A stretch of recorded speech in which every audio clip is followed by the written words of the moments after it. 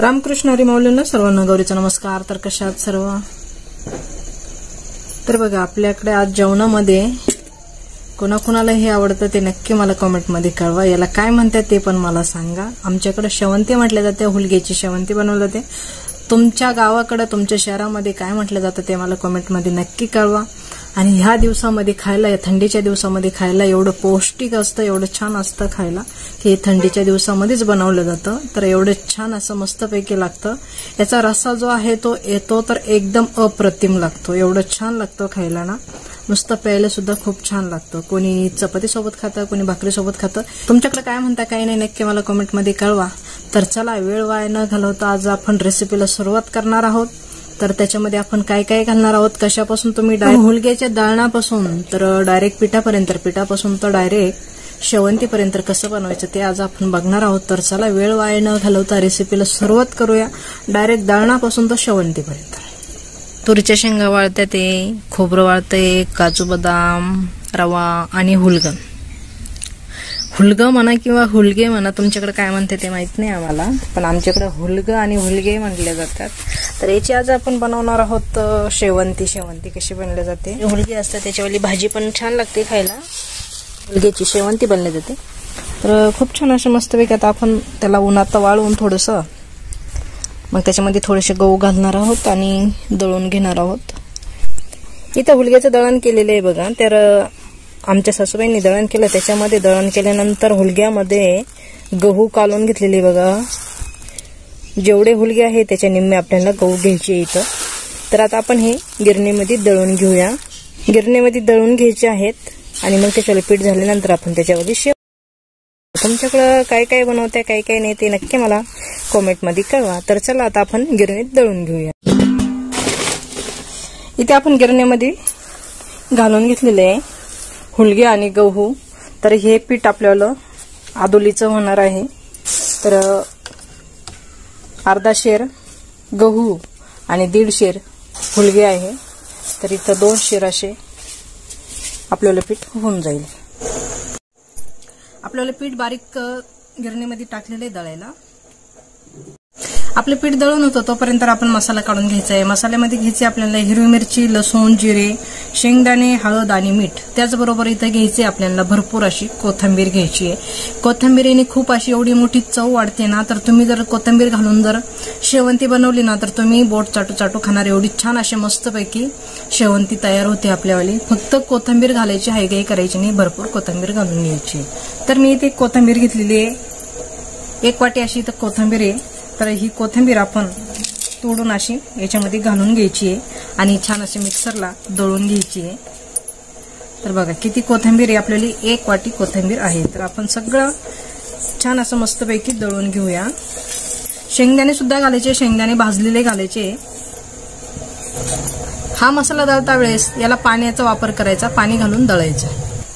तर इथे मसाला बारीक करून घेतलेला बघा, असा मसाला करून घ्यायचा एकदम बारीक मस्तपैकी। कोथिंबीरीने बघा किती छान असा मस्तपैकी हिरवा कलर येतो मसाल्याला।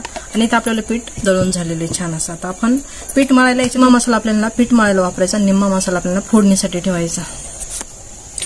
इथं आपण एवढं पीठ घेतलं, जेवढं पीठ घेतलं तुम्हाला घरामध्ये किती पाहिजे शेवंती तेवढे पीठ घ्यायचं। याच्यातून मसाला आपल्याला निम्मा याच्यातून मसाला याला घालायचा आहे आणि बाकीचा मसाला आपल्याला फोडणीसाठी ठेवायचा आहे। फोडणीला थोडा असला तरी चालतो, याला मसाला जास्त लागतो। तर शेवंतीमध्ये भरपूर असा मसाला घालून घ्यायचा आहे आणि थोडासा 1 चमचाभर आपल्याला फक्त फोडणीसाठी ठेवायचा आहे। तर इथे मी 1 चमचा असा फोडणीसाठी ठेवलेला आहे। आता याच्यात तर थोडं थोडं पाणी घालून मस्तपैकी निब्बर पीठ मळायचं आहे। पातळ पीठ करायचं नाही, निब्बर पीठ मळून घ्यायचं आहे। पीठ असं निब्बर मळून घ्यायचं आहे बघा, असं पीठ मळलेलं आहे आणि अशी शेवंती वळून घ्यायची एकदम बारीक अशी। तर शेवंती बघायचं अशा प्रकारे वळून घेतलेली। तर आता इकडे शेवंती होती तोपर्यंत आपण मसाल्याला फोडणी देऊन घेऊया, म्हणजे पाण्याला फोडणी देऊन घ्यायची। याला पाणी भरपूर लागतंय। इथे आपण गॅस पेटून घेतलेला आहे, पातेलं गरम व्हायला ठेवलं। पातेलं मोठं घ्यायचंय, इथे मी मोठं पातेलं घेतलेलं आहे। पातेलं छान असं गरम झालं, तेल घालून घेऊया। तेल असं 1 मोठा चमचा मी तेल घेतलेलं आहे बघा, एवढं पण तेल आपण इथे घालून घ्यायचं। तेल भरपूर घालायचं, तेलाचं प्रमाण थोडं जास्त राहून द्यायचं। तर आता याच्यामध्ये आपण जिरे घालून घेऊया। इथे 1 चमचा जिरे घेतलेले बघा। तर हे जिरे आपल्याला इथे घालून घ्यायचे। तेल छान असं गरम झालं आता इथे 1 चमचा मसाला आपण दळलेला मसाला तो घालून घ्यायचा, छान असं परतून घेऊया। इथे आपल्याला हळद वगैरे काही घालायची नाही, आपण हळद पहिल्यांदाच घातलेली मसाल्यामध्ये। तर इथं बघा छान असं मस्तपैकी मसाला आपल्याला परतून घ्यायचा आहे। पहिले जुने लोक मसाल्यामध्ये हळद वगैरे काही घालत नव्हते, बिना हळदीचंच करत होते, पण आता थोडीफार हळद घातली म्हणजे मग कसं तरी वगैरे आणि कलर छान येण्यासाठी आपण इथं थोडीशी हळद घालायचो। इथं जुने लोक शेवंतीमध्ये हळदीचा वापर करत नव्हते अजिबात। तर आता छान असं मस्तपैकी फोडणी बसलेली आहे। इथं याला आपल्याला गरम पाण्याचा वापर करायचा आहे। मी गरम पाणी करायला ठेवलेले ते गरम पाणी आपण याच्यामध्ये घालून घेऊया। तर इथे मी गरम पाणी ओतून घेते, पाणी भरपूर घालायचं आहे कारण की शेवंती शिजायला पाणी भरपूर लागते। तर इथे मी पूर्ण 2 जग असं म्हणजे 4 तांबे पाणी 5 तांबे पाणी घालून घेतलेले। तर छान अशी मस्तपैकी उकळी घ्यायची आता या पाण्याला, मग शेवंती सोडायच्या पाण्याच्या। इथे पाण्याला छान अशी उकळी आलेली आहे बघा। तर आपले त्याच्यात जेवढी शेवंती झालेली तेवढी घालून घ्यायची। इथे एवढी शेवंती झालेली ती घालून घेऊया।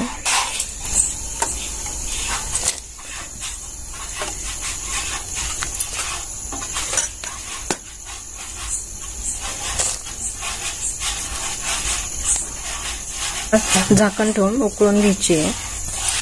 इथे झाकणावरती पाणी घालून घ्यायचं म्हणजे वती जात नाही।